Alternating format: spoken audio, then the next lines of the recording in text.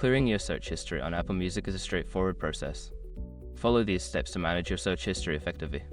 Step 1. Open Apple Music. Launch the Apple Music app on your device. Ensure you are logged into your Apple ID to access all features. Step 2. Go to the Search tab. Tap on the Search tab located at the bottom of the screen.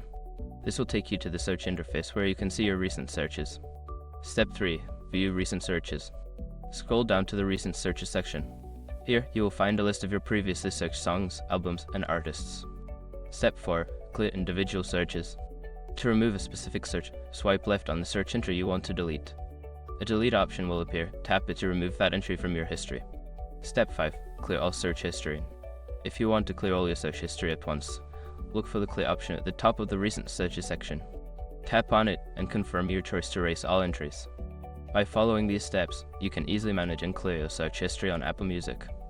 Enjoy a fresh start with your music exploration.